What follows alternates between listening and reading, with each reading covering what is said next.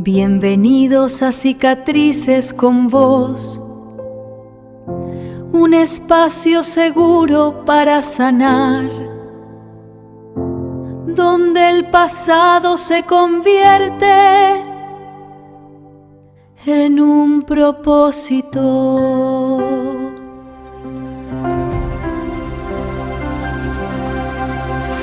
Atención.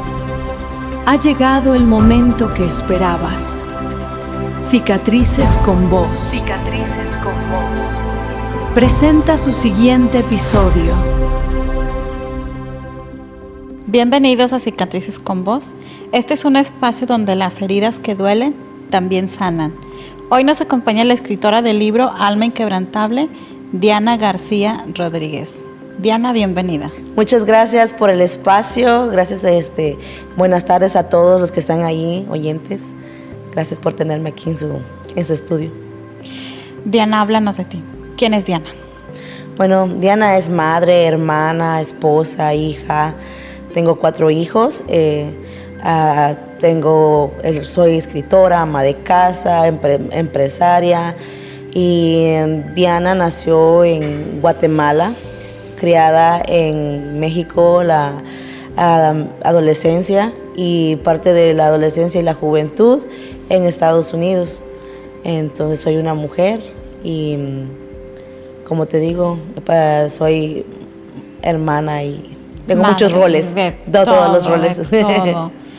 Cuéntanos algo de tu historia, de tu niñez en casa de tus tíos. Pues fue una etapa muy bonita, el despertar de un niño. Me crecí entre las montañas, corriendo detrás de las vacas. Fue una etapa muy bonita, fue mi primera infancia. Realmente mi historia no empieza en manos o en los brazos de mi madre, o no lo recuerdo porque era muy niña cuando mi madre emigró y yo me quedé con un tío. Pero esa etapa que viví con mi tío o mis tíos en Guatemala fue muy bonita para mí. Tengo unos recuerdos muy lindos. Sé que en tu adolescencia pasaste por un episodio muy traumático, muy fuerte. ¿Algo pasó cercano con alguien de tu entorno familiar? Cuéntanos algo sobre eso. Sí, es correcto. Sabes que uno nunca está libre de depredadores y a veces tú nunca sabes que el depredador está en tu casa. Entonces, en mi caso, desde los 8 años, cuando aún vivía en Guatemala, esta persona empezó a hacer tipo de tocamientos sutiles que uno como niña no comprende, no entiende que eso está mal. Más si sabes y sientes, ¿no? Que no es normal. Y entonces hubieron algunos contactos así, inapropiados, pero no llegó a algo más. Pero ya cuando yo ya tenía 15 años y nos habíamos mudado a México, eso escaló a un abuso. Entonces fue una situación bastante dolorosa. Te hace sentir sucia, te hace sentir humillada, pero también te hace sacar fuerzas de donde no tienes para sobrevivir a la situación. Aparte de todo, sabes, se siente un poco de enojo, frustración por el sistema en el que vivimos, porque a pesar de que yo lo denuncié, nunca se hizo nada. Entonces hay mucha injusticia, muchas niñas, amas de casa, mujeres abusadas, pasan este tipo de cosas y muchas lo callan, pero otras cuando lo hablan no son escuchadas y eso da frustración. Entonces también crecí en un entorno donde había mucha violencia doméstica porque pues esta persona violentaba mucho también a mi madre y eso nos hacía crecer en mucha ansiedad, en que no sabías cuando regresaras de la escuela iba a estar otra vez un episodio. Entonces sí fue un momento muy duro y pero gracias a Dios pude superarlo y dejar eso atrás porque no es fácil, pero es posible. Claro. ¿Qué hizo Diana para superarlo? Lo primero que hice fue perdonar. Tuve que soltar y no quedarme siendo víctima de la situación, de lo que me había pasado. Porque realmente lo que me pasó no me define como ser humano. No fue fácil. No te digo que lo perdoné de la noche a la mañana, porque uno no entiende. Lo superé ya de adulta, cuando me di cuenta que eso me estaba deteniendo de tener el potencial para el que fui diseñada desde el principio, desde antes de nacer. Entonces eso, para mí, la falta de perdón, me hacía sentir que no avanzaba, como cargar un peso sobre los hombros. Y decidí, porque es una decisión, perdonar, no para justificar, sino para yo avanzar, para yo crecer, para yo decir, ya esto pasó, yo ya no tengo control del pasado, pero sí tengo control de mi presente y de mi futuro. Entonces, eso fue lo que hice, y mucho aferrarme a la mano de Dios, porque sin el Dios uno no puede, porque es un ser humano, uno tiene ganas de venganza, es humano, tiene emociones, y muchas veces las emociones no son siempre emociones buenas.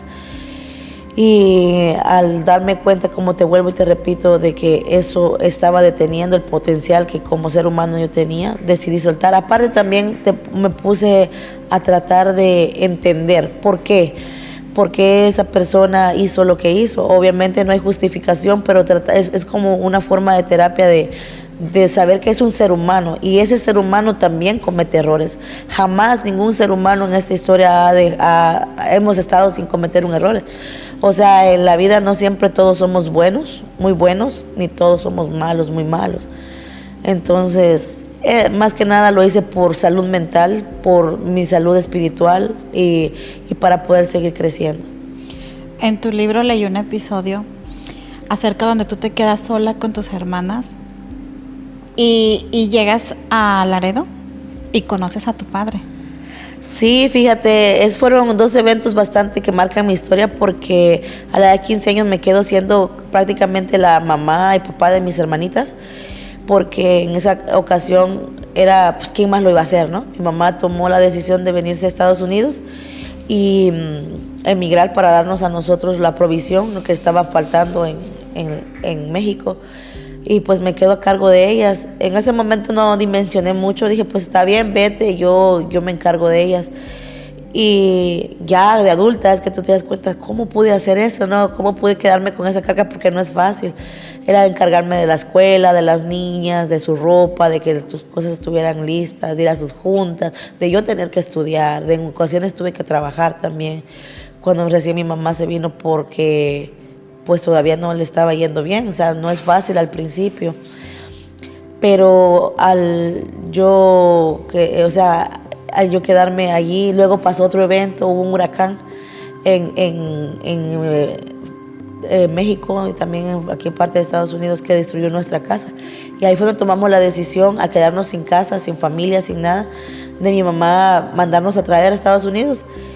Pero antes de entrar a Estados Unidos, yo sabía que mi papá vivía en Laredo y que yo quería conocer mi raíz, de dónde venía, conocer la otra parte de mi sangre, porque solamente había escuchado de él, pero no tenía, pues, conocerlo personalmente, cómo piensa, cómo siente, un abrazo. Y a una mujer, más a una niña, la falta de un padre es bastante fuerte y uno quiere como llegar a esa raíz. Entonces fue una aventura, porque pues éramos unas muchachitas todavía y cruzamos desde Chiapas, porque era donde yo vivía, primero en avión, luego tomamos autobuses, luego en taxi, y cuando sentimos llegamos a Laredo. Una aventura que yo me pongo a dar cuenta para atrás cómo lo hice. Y el reencuentro con mi papá fue algo como, ¿cómo te explico? Dulce, pero a la misma vez como no sabía yo cómo recibir el abrazo que él tenía para darme, porque era un desconocido. O sea, yo lo recuerdo llorando, abrazándome de felicidad, y yo estática, así como, gracias, sí, pero no sé cómo responderte. Entonces fue un momento muy bonito también, porque aprendí a conocer a tíos, primos. Me contaron la historia de mi abuela, de mis abuelos, dónde crecieron. Entonces eso conectó con lo que no conocía de mí, y eso también me sanó mucho. Y al darme cuenta que él todo el tiempo también quiso saber de mí, fui amada para él. Entonces eso también en mi vida marca algo muy, muy bonito. Entonces más que nada eso, reconectar con mi raíz, conocer mi otra parte de mí que yo no conocía. ¿Cómo fue tu llegada a Estados Unidos? ¿Cómo fue primeramente el cruce y llegar después a los Estados Unidos? Sí, después de estar ahí en Laredo, Texas, Laredo, Tamaulipas, pues nos toca cruzar, ¿verdad? Tampoco sabíamos la aventura en la que nos íbamos a meter. Fue bastante divertido, difícil. Cuando eres niño, pues no dimensionas tanto. Pero sí hubo situaciones en que estuvimos en mucho riesgo, porque la verdad realmente venir a Estados Unidos es un riesgo. Pones tu vida en manos de personas que no conoces. Entonces la primera vez intentamos cruzar por un tráiler, nos deportan. Veníamos en el tráiler 79 personas, había gente que venía ahogándose. Aquí nos detuvieron en San Antonio, nos deportan. Luego intentamos pasar con personas norteamericanas y nos llevaron a una casa, y en esa casa cuando nosotros llegamos vimos que estaban consumiendo alcohol, drogas y todo ese tipo de cosas. Eso me puso en alerta y escapé con mis hermanas porque dije, no, estas personas me dan temor, y me regresé. Allí en Laredo, Texas, había también familia de mi papá, y me fui con ellos para allí. Porque ya el cruce del río, o sea, el río es fácil, pero la cruzada es entre Laredo hasta venir adentro de los checkpoints, cruzar los checkpoints. Claro. Entonces, volvimos a exponerle, robaron a mi mamá, otra persona que supuestamente nos iba a recoger. Y de cuenta salimos de allá en abril y llegamos en julio a nuestro destino. 3 meses. 3 meses para poder llegar, ya por último, sí cruzamos con unas personas que sí fueron para nosotros como unos ángeles, nos venían cuidando, veníamos nada más nosotras 3 y ellos. Y decirte que cuando entré a Estados Unidos y ver México es un choque, primero que nada, de paisaje, las estructuras de las casas, de las calles. Y recuerdo que cuando ya íbamos en camino a Florida, íbamos platicando, cantando y todo con las personas que cada quien llevaba un sueño, ¿no? Venía por una meta a Estados Unidos, y nosotros nada más veníamos porque pues teníamos que venirnos con nuestra mamá. Pero cuando ya llegamos a Florida, wow, ver esas carreteras, 4 vías para un lado, 4 vías para el otro, las palmas, luz eléctrica por todos lados, el mar, la playa, me dio como ese sentimiento de esperanza de que ahora nuestra vida va a ser distinta. Y tu paso por la escuela, porque también leí que batallaron con el idioma. Sí, pues esa es otra cosa. Cuando uno viene como, ay, ahora voy a estar en Estados Unidos, voy a aprender inglés y voy a hacer esto y voy a hacer el otro. Me topé con pared en el momento en el que te topas con la barrera del idioma, te topas con que no traes documentos y se te ponen muchas limitantes.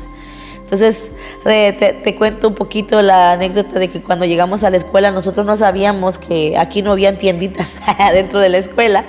Entonces, que era pedir el lonche en una fila y todo eso. Entonces, no sabíamos ni cómo pedir el lonche. No sabíamos cómo manejarnos en la escuela. Y luego el ver esas escuelas tan gigantes, majestuosas, con unas canchas grandes, que ahí sí podíamos usar el cuarto de química, que no era de adorno. ¿Ahí sí funcionaba? Ese sí funcionaba. Y que habían gimnasios, de que habían tanto para herramientas para que uno estudiara, y o sea, te hace sentir que wow, o sea, hay muchas posibilidades, pero como te digo, la barrera del idioma, o sea, el no saber que en México a uno le enseñan inglés, pero es un inglés que realmente aquí cuando uno lo pone en práctica no es un inglés que realmente te sirva en sí. Entonces, en una conversación común hay palabras que no te las enseñan así en los cursos allá. Entonces, recuerdo una anécdota que yo andaba buscando un número de salón y me decía, oh, es 108. Y yo decía, 108. Yo conocía el O como 0, como Ciro. Entonces no sabía yo cómo cosías así. Y luego recuerdo una vez donde la maestra, yo le digo, teacher, I finished, ¿no? Y la maestra dice, okay, Diana, can you hold that? Y yo así como que, ¿qué me está queriendo decir? Que me pare, que se lo pase. Y yo otra vez a los 5 minutos, teacher, I finished. Yes, Diana, can you hold on? Y yo otra vez, ¿qué me dirá? Pásales. Hasta que un compañero me dice, te está diciendo que esperes. Yo sentí una vergüenza, tierra, trágame, porque me estaba diciendo hace rato que me esperara, pero por la barrera del idioma. Entonces, es un reto para una persona como inmigrante, para los inmigrantes es un reto, porque no es solamente ir a aprender, es el hecho de que tienes que traducir todo, tienes que cambiar el switch, tienes que entender la pregunta que te está haciendo, primero traducirla, luego cambiarla. Entonces sí, es un reto doble. La verdad, para los estudiantes, personas que vienen a estudiar a Estados Unidos como inmigrantes, es un reto. Luego lo más difícil fue cuando acabé high school y empiezo a buscar colegio. Yo sé que ahora entiendo que no en todos los estados es igual, pero en Florida en ese entonces tú no puedes entrar a un colegio porque no puedes pedir un préstamo, porque no tienes seguro social. Entonces ahí se te cierran las puertas. Y si tú dices, ok, está bien, voy a pagármelo, son costos bastante elevados. Y luego pues tú dices, ok, ponte que sí tienes para pagártelo. Después no lo puedes ejercer porque no tienes seguro social. Entonces hay muchas barreras que uno piensa de que, no va a ser fácil. No, hay muchas barreras para uno como inmigrante en Estados Unidos, la verdad. Hay muchas cosas muy buenas, como te digo, la infraestructura, pero también hay muchas barreras para nosotros. No la tenemos fácil, la verdad. No, comúnmente se habla acerca mucho de la inmigración de adultos, pero a lo que yo he visto, escuchado, muy pocas personas se centran en los niños, en los adolescentes, porque para ellos también es un choque muy fuerte llegar y no conocer la cultura, no conocer el idioma. Es un cambio ahora sí que muy, muy radical. ¿Te casaste? Sí, ya después te cuento que sí, me casé. Ya a los 19 años conocí al que yo pensaba que era el amor de mi vida en ese momento. Pero me casé muy ilusionada, como creo que todo el mundo nos casamos. Tuve a mis niños, a mi primer niño en Florida, y estábamos echando para adelante. Creo que en ese momento teníamos los dos un pensamiento paralelo, en donde los dos estábamos enfocados en lo que queríamos, en superarnos, en disfrutar de nuestros hijos, de nuestros nietos, de nuestros negocios. Creo que los dos éramos muy visionarios, pero en el camino la gente cambia de parecer, la mente les cambia, y entonces los seres humanos siempre están cambiando. Y en esta ocasión pues él cambió de rumbo, y nuestro matrimonio se terminó por eventos que fueron muy dolorosos realmente. ¿Cómo vivió Diana la infidelidad? Es difícil. Es como decirte, pones a una persona, piensas que conoces a una persona, piensas que la conoces, duermes con ella, creces, piensas.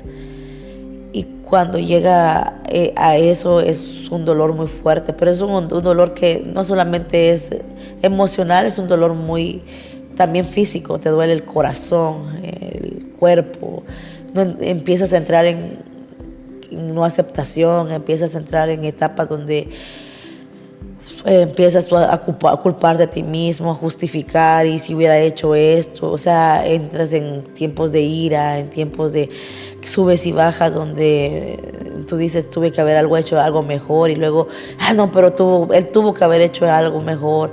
Es un duelo, porque realmente no solamente se está terminando la relación, está terminando esa identidad que tú tenías como esposa de un hogar, que tú creías que ya habías formado, y darte cuenta que realmente la persona que camina a tu lado no piensa igual. Es difícil, es realmente difícil. La viví también un poco más difícil por el hecho que yo tenía una nena recién nacida y habíamos mudado a Texas. Nuestra historia empezó en Florida, pero terminó en Texas. Al mudarnos en Texas, pues no conocía gente, no estaba familiarizada con el entorno, y apenas recién había empezado un trabajo y estaba con la nena recién nacida. Entonces, tenía muchas cosas en contra también. O sea, que no sabía a dónde dejar a la niña para que me la cuidaran, volver a buscar un empleo, cómo iba a hacer con el niño para la escuela. Aparte estaba muy herida, o sea, me dolió mucho, mucho, mucho, mucho. No solamente por el hecho del acto de la infidelidad, sino por todo lo que vino después, porque eso fue el primer golpe. Después de eso vino violencia física, después de eso vinieron humillaciones, después de eso el asunto de cómo íbamos a dividir el tiempo de los niños, el hecho de que ahora tenía que ver que mis hijos se tenían que ir con él, y cuando yo dije, sentí que me esforcé tanto por tener un hogar, que yo decía, eso no fue por lo que yo luché tanto para que terminara esto así, pero las cosas pasan por algo. Entonces entiendo que uno no puede forzar a las personas a sentir como uno siente, y así es la vida. Así es. ¿Cómo sanaste de eso? ¿Cómo saliste adelante? No fue fácil, porque no te mentiría si te digo ya mañana. Empecé a tener un despertar donde tuve que yo conscientemente, tienes que entrar conscientemente y decir, yo ya no quiero esto. Yo no quiero cargar con este dolor, yo no quiero cargar con la culpa. Y realmente viví momentos muy difíciles, pero a mí me ayudó mucho el aferrarme a Dios. Porque yo te sé decir que yo conocía a Dios, de Dios, pero no conocía a Dios, que es muy diferente. Entonces, cuando yo me quedé en ese momento de vulnerabilidad, yo tuve que humillarme a Dios, y no como una forma de humillación, sino como una forma de entrega y decir, estos pedacitos de mí es lo único que queda. En mi libro hablo mucho del kintsugi. El kintsugi es el arte de tomar lo roto y hacerlo arte. Y pienso que nuestra vida, nuestras heridas, nuestras cicatrices son en los ojos correctos o en las manos correctas, como en mi caso fue en las manos de Dios, se convierten en una obra de arte. Entonces, primero tuve que perdonarlo a Él, perdonarme a mí, soltar. Y esa fue la forma para mí. Y también, como te digo, darme cuenta que tú no puedes obligar a alguien que no quiere estar. Tú no puedes meterte en el pensamiento de la gente y hacer cambiar. Entonces yo me di cuenta de que primero, antes de yo cambiar la mente del que era mi esposo, tenía que cambiar mi mentalidad. Entonces empecé a ponerme yo en primer lugar. Empecé a pensar, ok, necesito ir a terapia, necesito buscar a Dios, necesito levantarme como ser humano, ponerme una meta, ¿qué quiero? En mi caso fue empezar mi negocio y enfocarme en eso, en los nenes, refugiarme mucho en el amor de mis hijos, darle todo el amor que podía darles, y empezar a peinarme, a vestirme de la forma en que yo quería sentirme bien, a pensar en mí, a tener esos momentos. Cuando venía el papá de los niños por ellos, yo al principio me recuerdo que yo los entregaba y me quedaba llorando, mis hijos, y cómo mi familia se tiene que ir. Pero después cambié la visión y dije, es un momento para mí. Es un momento para meterme a la tina, ponerme mis burbujas, poner una música bonita, relajarme y sentir quién soy yo, entrar dentro de mis pensamientos, qué quería. Eso me ayudó a mí de verdad bastante. Y también algo que me ayudó mucho fue mi red de apoyo. Porque si bien hay personas que te dan malas opiniones, te critican, te señalan como que fuera la decisión tuya, ¿no? De querer ser una persona, como que si fuera tu decisión querer ser engañada, golpeada, maltratada. Te señalan, es que tuviste que ser mejor. También hay personas que están en nuestro camino que son apoyo para nosotros. Y en mi caso fueron unas amigas y la iglesia. Eso para mí fue como un barco en el mar que me hizo salir a flote también. El buscar las personas que me ayudaran a levantarme, las personas que me ayudaran a tener una visión diferente de lo que estaba pasando, porque bien pude haber, y también darme tiempo a mí misma, conocerme, porque cuando uno se vive en el techo paterno, vienes de estar en la custodia de tus papás y te casas y vienes a estar en la custodia de tu pareja, y nunca has tenido ese espacio de conocerte quién eres tú. Entonces, en mi caso, ese fue mi momento de quién soy yo, qué me gusta, qué quiero, cuáles son mis sueños. Estudiar lo que quiero estudiar, aprender lo que quiero aprender, y eso me hizo cambiar el enfoque de el victimismo, el que me hicieron, el que estoy sufriendo, el que me duele, a cambiarme a un momento de qué quiero, qué voy a hacer, cómo voy a tomar este momento que me está pasando en la vida. Entonces pienso que eso fue lo que a mí me ayudó. ¿Qué le dirías a alguien ahora que esté pasando por algo similar a lo que tú viviste en esa época? Que no se van a quedar ahí para siempre, que esto es una etapa, que la vivan, que la sufran, que la digieran, que procesen cada uno de los momentos que están pasando, de las etapas que están pasando. Pero mi consejo es: no te quedes en el dolor. Piensa en ti, piensa en tus hijos, en no lastimar sus corazones, en cuidar el corazón de ellos. Enfócate en algo que te haga salir. Entonces, eso es lo que le diría. Piensa en qué quieres lograr, qué metas, y ve ese dolor como el trampolín hacia una mejor versión de ti. ¿Y quién es Diana el día de hoy? ¿A qué te dedicas? Diana el día de hoy está casada otra vez. Me volví a casar 5 años después. Soy madre, ahora soy esposa, empresaria, ahora escritora. Y se ha abierto una cortina de posibilidades que antes yo no podía ver, porque estaba tan encimada o estaba tan enfocada en otras cosas, que ahora siento que la vida se ha ido encargando de ir acomodando las cosas. Y realmente Diana ahora es una mujer que perdonó, una mujer que bendice cada piedra en su camino, porque sabe que ninguna de las piedras que se han puesto en el camino de dificultades han venido a destruirme, sino han venido a enseñarme. Entonces siento que soy una mujer resiliente, como el libro lo dice, soy una alma inquebrantable, porque realmente de lo contrario que nosotros pensaríamos, que un alma inquebrantable es la que nunca se rompe, es al revés. Es el alma que, aunque la vida venga, la rompa una y otra vez, se vuelve a levantar, se vuelve a reconstruir, pero despierta una nueva versión de ella. La Diana de hoy no es la misma Diana de hace 10 años atrás, completamente diferente.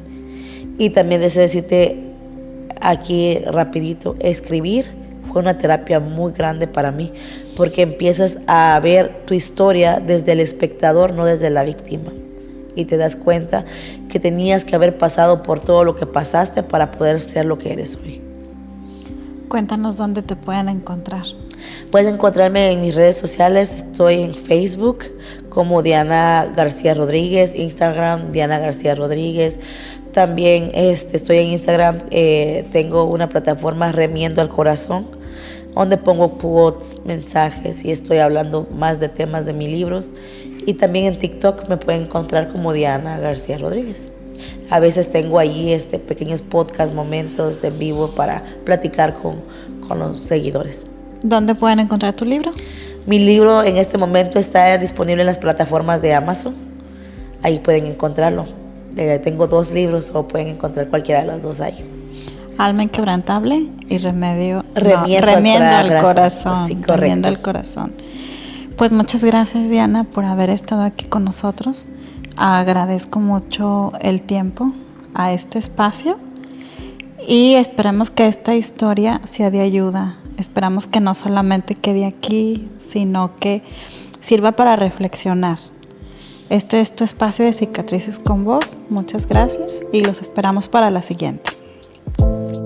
Las marcas que llevamos cuentan nuestra historia. Hay una luz suave en ti que te ayuda a seguir, encontrando la calma, sanando desde el alma.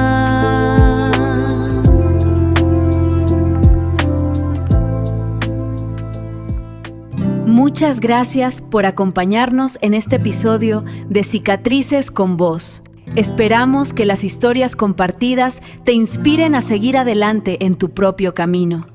Gracias por tu tiempo, por tu escucha y por ser parte de esta comunidad. Recuerda que tu voz es importante. Hasta la próxima.